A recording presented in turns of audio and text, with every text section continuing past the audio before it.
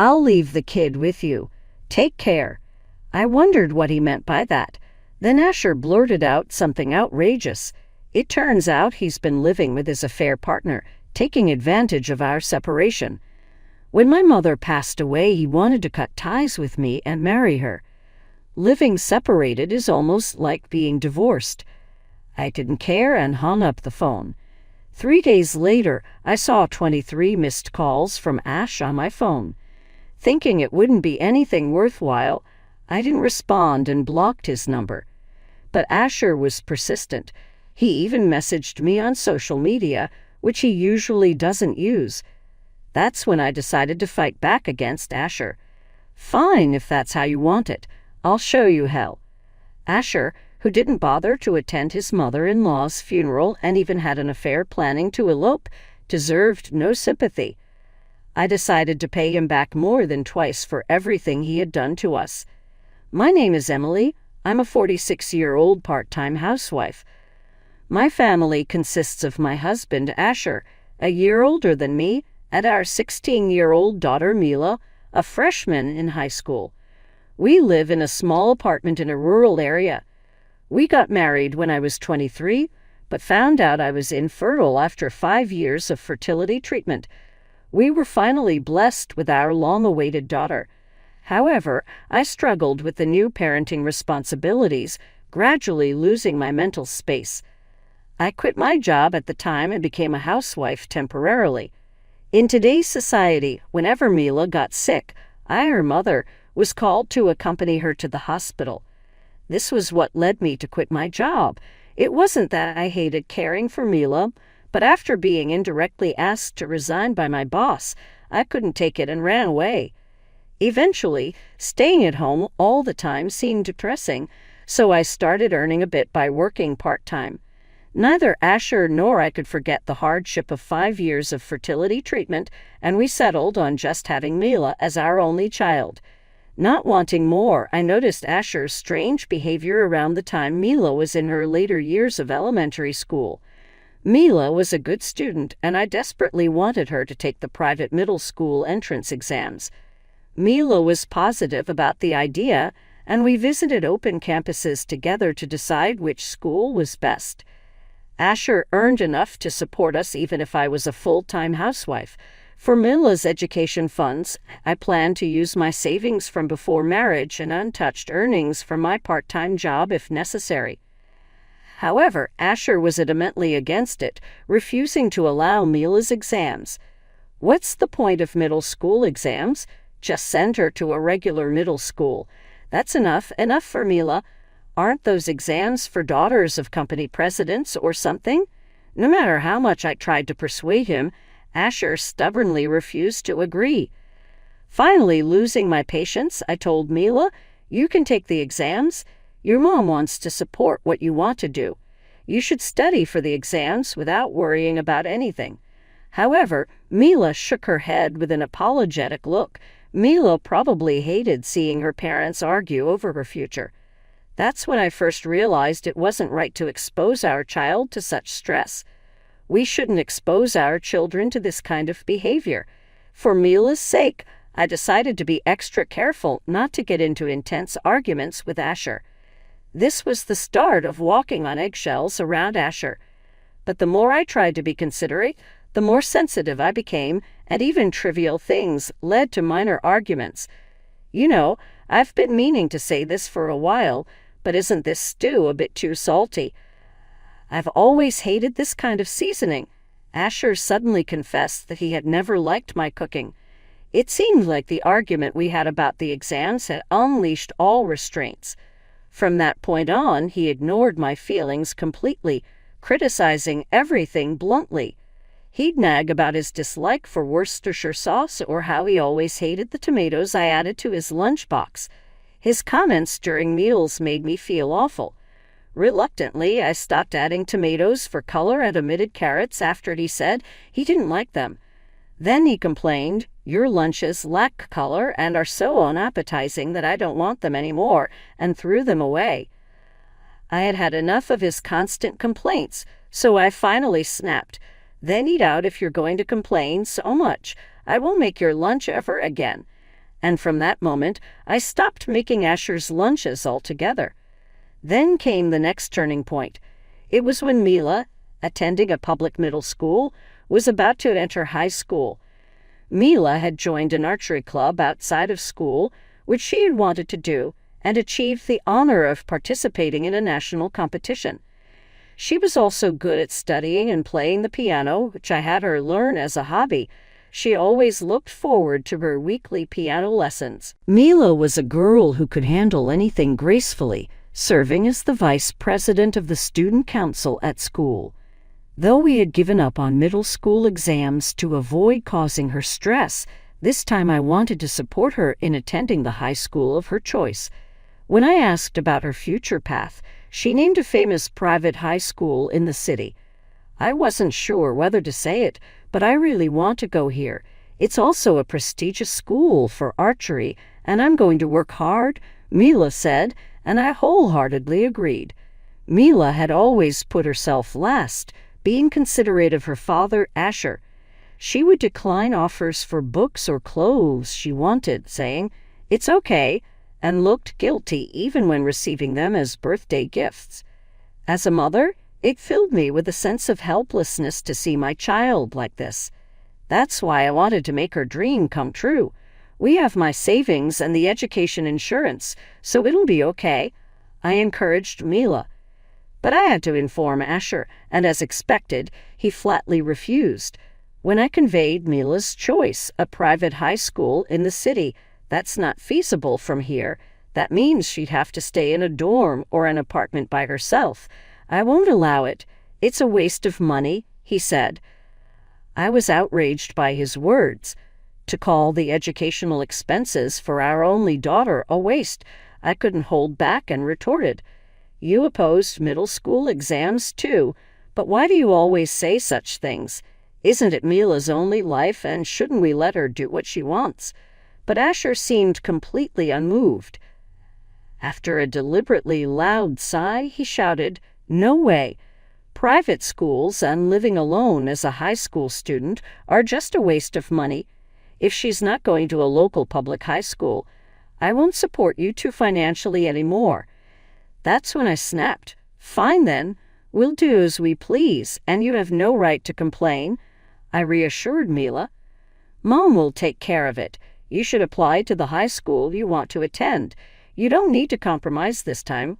Okay, do what you feel is right," giving her encouragement once again. However, Mila looked worried and hesitated, but yet after I reassured her with "it'll be okay" multiple times, Mila seemed to have made up her mind. Then, in the spring of the following year, Mila successfully got into her first choice high school. "Mom, I did it," Mila reported with a beaming smile when she returned from school. No parent wouldn't be thrilled to see their child's high school application go well. I cooked her favorite meals and praised Mila a lot, acknowledging there must have been tough times. However, Asher, refusing to celebrate, said something terrible. "As promised, from now on, you take care of Mila and yourself. I won't contribute financially to the household at all," he coldly stated. This and Truly stopped contributing to living expenses. Mila was about to enter a high school dormitory. As for me, I was about to start a new job at a hospital office with the prospect of being hired full-time, so I wasn't worried about finances. Asher's actions didn't bother me anymore. Several months have passed since Mila started her new life in high school. She's adjusted well, which was a relief to hear. I've just started a new job myself, working almost full-time hours as a newcomer, but I'll be promoted to a permanent position soon. Work is challenging, but I'm gradually learning with support from my colleagues, and I've even started studying for a qualification. Life without Asher is much easier, though Asher and I haven't divorced yet. He's moved out to another apartment, and we've been separated for a few months. After getting used to the new life without Asher, I realized I could manage on my own and plan to proceed with the divorce as soon as I'm ready. I'm sure Asher doesn't want to continue this separation either, wanting to end this separation in some way. I went to get a divorce form, but then I received devastating news. My mother back home had passed away. When my father informed me, I was completely shattered. My mother had always been frail, with a history of frequent hospital admissions since I was young. I remembered how my father and I would pray together for my mother's surgery to be successful every time. I knew my mother had been battling cancer for the past year and understood that she didn't have long left. Still, accepting the news of my dear mother's journey's end wasn't immediate. My father, having lost my mother after many years together, was visibly disheartened and had a somber expression. He appeared to lack the energy to serve as the chief mourner, to say the least. So I offered to take on the role myself. Being an only child, there seemed to be no one else suitable for the task. My father weakly smiled at my offer, expressing his gratitude in a fading voice. That helps a lot. Despite the separation, Asher and I hadn't officially divorced, and neither my father nor anyone else had been informed about our situation. It seemed appropriate to have Asher attend the funeral. I quickly opened my smartphone, informed him about my mother, and sent the funeral details via text. But unsurprisingly, there was no reply. On the day of the funeral, Asher was nowhere to be seen. Mila, who had come home for the occasion, muttered the worst under her breath. Even my father, previously drained of energy, was furious at being disrespected by his son-in-law. Though I had many thoughts about Asher, now wasn't the time for them. Both of you, I feel the same way. But are we going to send her off with such scary faces? Mom always said, a smile is best, I reminded them.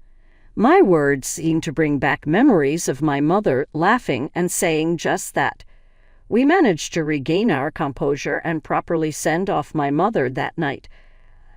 I got a call back from Asher, who blurted out something completely out of touch with the situation. The kid is your responsibility now. Take care. What was he talking about? As I remained silent, puzzled, Asher, unprompted, began to talk at length. To put it simply, I was thinking of eloping with her. She's younger and cuter than you. Seems he was using our current separation to live with his affair partner and wanted to cut ties with me to marry her, especially now that my mother had passed away. Indeed, separation is treated almost like divorce, but to me that no longer mattered. Oh, is that so? Then do as you please, I said and hung up. 3 days later, I had 23 missed calls from Asher on my smartphone. Believing it wouldn't be anything of substance, I decided not to respond and blocked his number. Perhaps realizing I wasn't going to answer, he sent apologies via social media next. I sighed and embraced a certain resolution. Fine, if that's how you want it, I'll show you how. Not only did he skip my mother-in-law's funeral, but he also chose the moment to declare he was leaving me and Mila. Furthermore, there's no need for sympathy for Asher, who is planning to elope after having an affair. I had decided to pay him back more than double for everything he had done to us. I quickly sent a message saying, "Let's meet tomorrow." The next day, I was waiting for Asher at the cafe we had agreed to meet at. A few minutes later, Asher arrived in a hurry, his face pale and clearly agitated. I had nothing to say to him, so I just silently stared, perhaps even glared at him unwittingly. Thinking I had nothing to say to him, I remained silent, just staring at Asher's face. Actually, I think I was glaring at him unconsciously, intimidated by my uncharacteristically blatant demeanor. Asher slowly began to speak. "I truly regret not being able to attend your mother's funeral, but there's a reason for it." I'm a bit shaken, to say the least. The timing was just bad. As he explained it, turned out that a family member of his had fallen ill yesterday, currently in a critical condition. Surgery could save them, but without it, the outlook was grim. So what if surgery is the only option? Just go through with it. How does that relate to this at all? Asher, grimacing in pain, responded, "It's a complex surgery that regular hospitals can't perform. It's going to cost a lot, and insurance won't cover it." According to Asher, it required advanced medical treatment that would all have to be paid out of pocket. The family decided to pull money, and Asher had to contribute about $10,000. I was astonished. How could he spout such blatant nonsense so easily? It's not my mother-in-law or father-in-law, but some relative I've never even met, right? I coldly snapped back, and Asher turned red with anger. Don't be so cold. You, having lost your mother-in-law, should understand how I feel, right? I understood, but it was an entirely different issue. First off, the timing of your relative's illness right when my mother passed away is suspicious. And is it really a disease that requires advanced medical treatment? What's the diagnosis? How much will the surgery cost in total? As I pressed in with my questions, Asher stumbled over his words and fell silent. My family was well-known landowners locally, and I was aware of the substantial savings in the millions. Even if Asher didn't know the details, he understood that my family was affluent. So I assumed he was after the inheritance. Even if his relative truly needed a significant amount of money for an illness, I couldn't trust Asher based on his past actions. I let out an exaggerated sigh and said, "The only thing between you and me is divorce, then custody and property division. That's it." Asher then desperately cried out, "Wait! I will never make you sad again. Please reconsider." His face twisted, clearly trying to figure out how to turn the situation around. I firmly stated again, "I have no hope for a future with you. If you feel any remorse towards me, please agree to the divorce." Saying that, I stood up, paid only for my coffee, and left the place. That night, Asher had the audacity to show up at our house. "Hey, I know you're there." Open the door. When Asher moved out to start our separation, he said he'd never return and left his keys, so it was natural he couldn't get in. However, at that moment, I was in the bathroom and didn't notice his arrival. Instead, Mila dealt with him. When I sensed something was amiss and went to the entrance, I saw both of them. Mila had been staying with us since the funeral, given it was her summer break. What I saw was Asher sitting down and Mila standing over him like a guardian deity. "What's happening, Asher? What are you doing here?" I asked. Asher looked up, pleading for forgiveness. "Please, I beg you, just $10,000 as an advance on the property division." I thought he had come to apologize, but he was just begging for money.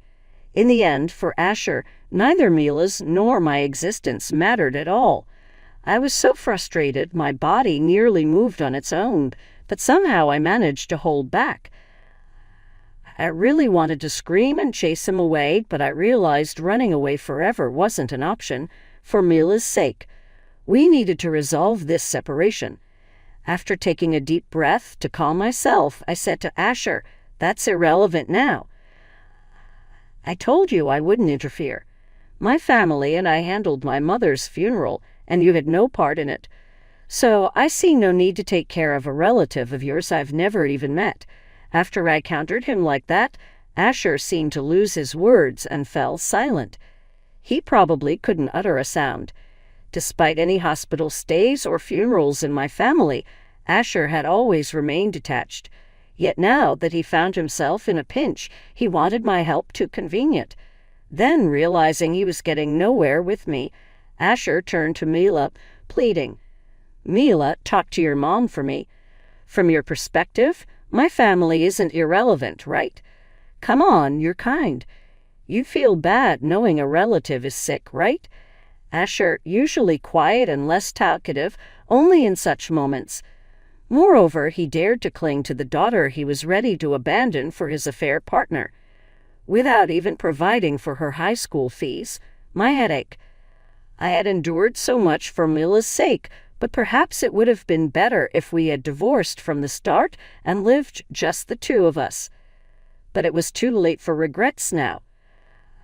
I wondered what Mila thought. Perhaps she might be moved by her father's words and try to persuade me. Yet, feeling embarrassed for even considering it for a moment, I sternly declared, "Who are you?" Both Asher and I were taken aback by her words. Not rejection, not comforting, but outright denying his existence. Watching Mila's composed face, I felt relieved. I was moved by the sight of my daughter grown so strong. As she continued without looking at Asher, she said, "Didn't you tell Mom the kid is her problem? You've essentially renounced your parental rights. You're divorcing Mom and going with your affair partner, right?" It seemed Mila had overheard our phone conversation. I had been careful to make sure she couldn't hear, but Mila must have had her own thoughts about her father not attending the funeral. Given the separation, the affair, and him saying he didn't need her, Mila declared that the man was nothing more than a stranger to her, not a father at all. This left Asher deeply wounded, and he froze on the spot, unable to move. Seeing him like this, Mila sighed dramatically and glared at Asher disdainfully. "After all the ways you've interfered with my future, can you not play the father now to me? My mom is the only parent I have. Someone like you, who didn't even come to my beloved grandmother's funeral, means nothing to me." I watched as Asher, who had been crouching silently, slowly began to understand Mila's words. His face turned as red as a demon's, and he stood up, glaring at Mila. "You ungrateful child," he shouted. "Do you have any idea how much I've sacrificed for you? If you're going to talk like that, then give back all the tuition fees I've paid up until middle school." What an immature response. Where in the world is there a parent who demands tuition fees back when raising a child is a parent's duty? The fact that he was my husband made my skin crawl. Asher, looking like he wanted to say something, approached us. Perhaps sensing fear, Mila stepped back step by step. But then the sound of a police car siren could be heard, and it stopped in front of our apartment. Asher halted and slowly turned around. There were the neighbors with even more terrifying expressions than Asher's focused on Asher. I hadn't realized I left the front door wide open. The apartment walls are thin, and it was evening when many people were home. It seems the neighbors, hearing the commotion, had called the police. Realizing the police had come for him, Asher suddenly became flustered, losing his previous bravado. The police officer who stepped out of the car came straight to us to hear the story. The neighbors had reported Asher as a suspicious person.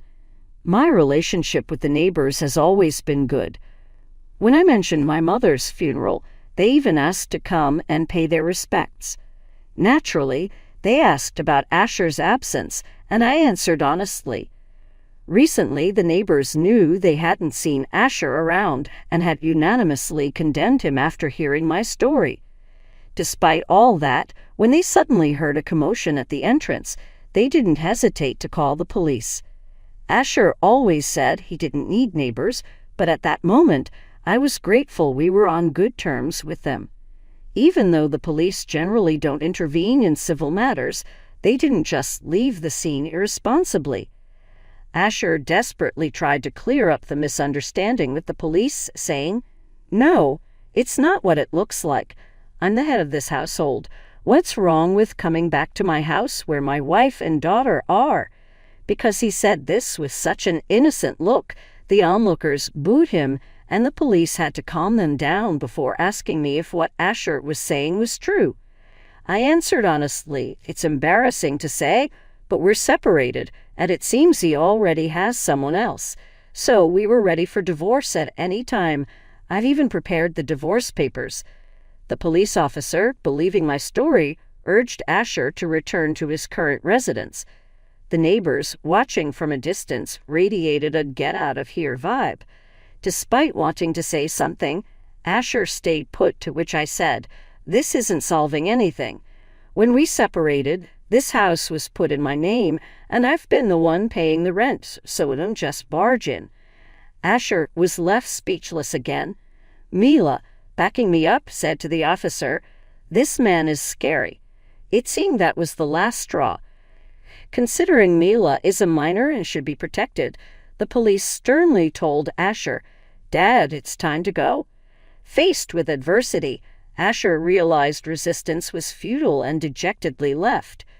2 weeks after Asher's visit, I consulted a lawyer about the situation and decided to seek their help with the divorce. It would have been better if Asher was willing to talk, but given his behavior, it seemed unlikely. The lawyer agreed, confirming my decision was right. Finally, the day came to talk with Asher again. He was downcast, but I didn't hesitate and silently handed him the documents. Asher, puzzled, read through them and was shocked by what he saw. "What? How did you find out about this?" The document outlined a claim for damages against Asher. All of Asher's previous behavior was a complete lie. The only truth was his affair, but he had been persuaded by that woman to stage a drama. If your mother-in-law has passed away, your wife will inherit, right? Just shake her up a bit, and you'll get some money. When faced with a large sum, people tend to want to settle things with money. For our marriage's sake, let's put on a little act. How about trying to get, say, $110,000? The claim that a family member needed advanced medical treatment due to illness was a lie. It was a fabricated scenario created to swindle money from me. At that time, I just couldn't shake off the feeling of discomfort. After the funeral, Asher called me with an air of nonchalance, clearly intending to break up. But then, as soon as dawn broke, he came crying back to me. I suspected there was more to it, trusting my instincts. Right after Asher's call, I secretly hired a detective for a background check. Emboldened by confessing his affair, Asher made no attempt to hide evidence, making gathering proof effortless. His audacity increased after admitting to the affair, as he was captured toasting to our 5th year together with his mistress, revealing that he had been cheating even before our separation and for over 5 years. Asher, realizing his lies were exposed, began to tremble uncontrollably, dropping the document stack onto the table. His eyes became vacant, and he could only move his mouth silently. After about 5 minutes, he managed to say, "What should I do?" Leaning forward as if I had been waiting for this moment, I stated, "I'll be claiming approximately $330,000 from you for the mental distress you've caused me." The amounts were the maximum that could be individually claimed. Asher started to panic, saying, "I can't pay that amount. It would ruin my life." But I had anticipated this. I proposed, "Then let's settle through property division. However, child support is separate. You'll be paying for all of Mila's expenses, including high school and university fees." Facing Asher's impossible denial, I intensified the pressure. "If you default on the payments, I'll go to court for enforcement. Then your employer will be notified, and your salary will be garnished." Clearly troubled by this, Asher had no choice but to sign the documents prepared by my lawyer. Bringing an end to our long battle, Asher and I officially divorced, resolving financial matters through a settlement in lieu of alimony. Asher had squandered his savings on his mistress, allowing me to safeguard the savings I had diligently accumulated. This ordeal left Asher penniless upon divorce, a significant blow to him. However, he diligently pays the child support monthly, likely fearing workplace embarrassment. Mila, perhaps despite him, excelled academically and gained admission to a prestigious private university. I can only imagine Asher's face when presented with the tuition bill. Asher was arrested and convicted on charges of marriage fraud. It seems he had deceived others too, hinting at marriage to multiple victims. Asher lost everything: family, money, his girlfriend, and even his home and social relationships. If Asher had known that a single thrill-seeking adventure outside his marriage would lead to such despair, he probably wouldn't have done it. He just lacked that foresight. Now he's reduced to a lonely life, merely shoveling between work and home, paying child support monthly. Apparently, his colleagues and neighbors, informed through local gossip, view him with disdain. Underestimating rural networks was his downfall, a lesson Asher learned the hard way. I returned to my family home, living a peaceful life, supporting my father. One day, as Mila's college graduation approached, she introduced her boyfriend, a seemingly kind and pleasant young man. My father moved to tears by the prospect of his granddaughter's marriage, and I finally felt a weight lifted off my shoulders. Months later, as Mila, dressed in a pristine white gown, was about to walk down the aisle, she turned to me with tears in her eyes and said, "Mom, thank you for raising me. I promise I'll be happy." Being able to attend my beloved daughter Mila's wedding filled me with emotion. Having parted ways with a terrible husband, witnessing Mila in her wedding dress was all I needed to feel fulfilled. I resolved to cherish every minute and second of the rest of my life.